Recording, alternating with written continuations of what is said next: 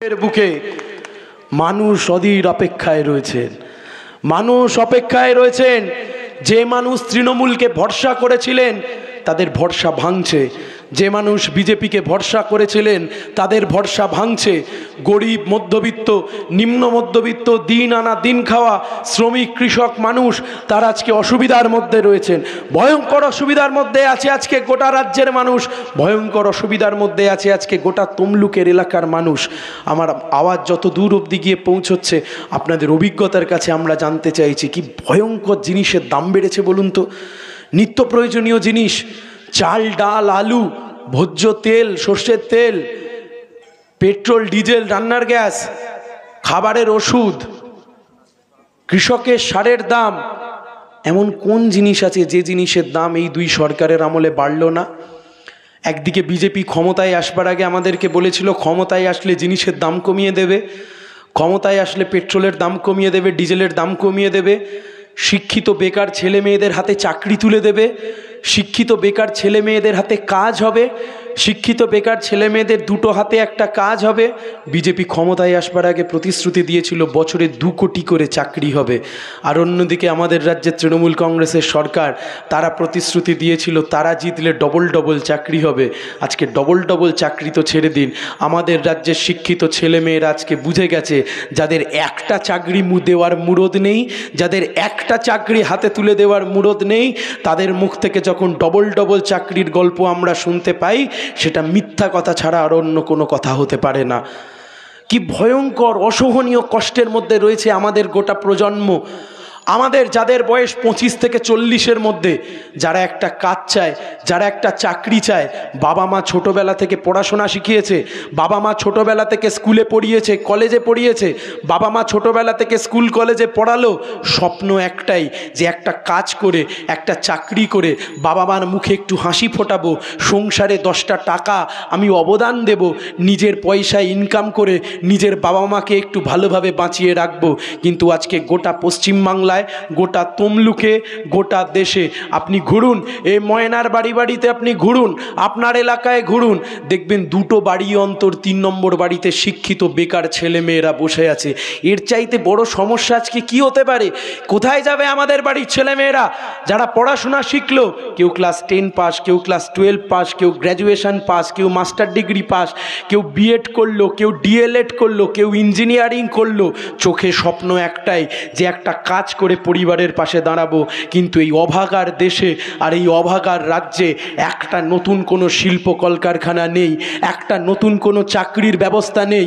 আপনার বাড়ির ছেলেমেয়েরা যাদেরকে পড়াশোনা শিখিয়েছিলেন আজকে চোখের জল ফেলছে। এলাকায় দেখুন, পড়াশোনা শেখবার পরে ছেলেমেয়েরা আজকে ঘুরে বেড়াচ্ছে, তার কারণ বাজারে চাকরি নেই। আরে থাকবে কি করে? এই মুখ্যমন্ত্রীর আমলে এই মুখ্যমন্ত্রী দুর্গাপুজোর প্যান্ডেলের ফিতে কাটে, এই মুখ্যমন্ত্রী জগদ্ধাত্রী পুজোর প্যান্ডেলের ফিতে কাটে, ঈদের মেলার ফিতে কাটে, জগদ্ধাত্রী পুজোর মেলার ফিতে কাটে, মেলার ফিতে কাটে, খেলার ফিতে কাটে। কিন্তু আমাদের রাজ্যের মুখ্যমন্ত্রী একটা শিল্প কলকারখানার ফিতে কেটে একটা কলকারখানা তৈরি করতে পারে না যেখানে 20-25 হাজার ছেলে মেয়েরা কাজ করে খাবে। কোথায় যাবে আমাদের বাড়ির ছেলে মেয়েরা? কোথায় যাবে আমাদের বাড়ির ছেলে মেয়েরা? কোথায় যাবে তাদের ভবিষ্যৎ? কোথায় গিয়ে দাঁড়াবো আমরা যারা কাজ চাই, আমরা যারা চাকরি চাই? তাদের চাকরি নিয়ে চুরি করেছে তৃণমূল কংগ্রেসের সরকার, তাদের চাকরি নিয়ে চুরি করেছে তৃণমূল কংগ্রেসের দল। যুবদের চাকরি চুরি হয়েছে, যুবদের চোখের জলের দাম আজকে তৃণমূলকে দিতে হবে। যার চাকরি চুরি হলো, আমার যে যুবক বন্ধুরা, আমার যে যুবতী বন্ধুরা যারা শিক্ষার শেষে একটা চাকরি চেয়েছিল কিন্তু পকেটে টাকা না থাকবার জন্য আর তৃণমূলের পার্টি অফিসের টাকা না দেওয়ার জন্য যাদের চাকরি হলো না, পাপ কারোর বাপকে ছাড়ে না। যারা চাকরি চুরি করলো এদের ক্ষমতা থেকে সরাতে হবে। এরা আজকে আমাদের দুশমন হয়ে গেছে, বেকার ছেলে মেয়েদের দুশমন হয়ে গেছে। এরা যতদিন ক্ষমতায় থাকবে ততদিন এরা বেকার ছেলে মেয়েদের কষ্ট যন্ত্রণা আরো বাড়াবে বই, আরো কমাবে না। উত্তর চাইবেন না আজকে বিজেপির কাছে? বিজেপি আজকে ভোট চাইছে, নির্লজ্জ দল, লজ্জা শরম নেই। কোন কারণে ভোট দিতে যাবেন? একটা কারণ বলুন তো মাইকে এসে। গ্যাসের দাম বাড়িয়ে 350 থেকে করে দিল 1050 টাকা, পেট্রোলের দাম বাড়িয়ে করে দিল 70 থেকে 105 টাকা, ডিজেলের দাম বাড়িয়ে করে দিল 65 থেকে 91 টাকা, কৃষকের সারের দাম বাড়িয়ে দিল, বলল বিদেশ থেকে কালো টাকা নিয়ে এসে 15 লক্ষ করে টাকা দেব। কোথায় গেল 15 লক্ষ টাকা? আপনি 15 লক্ষ টাকা পাবেন না।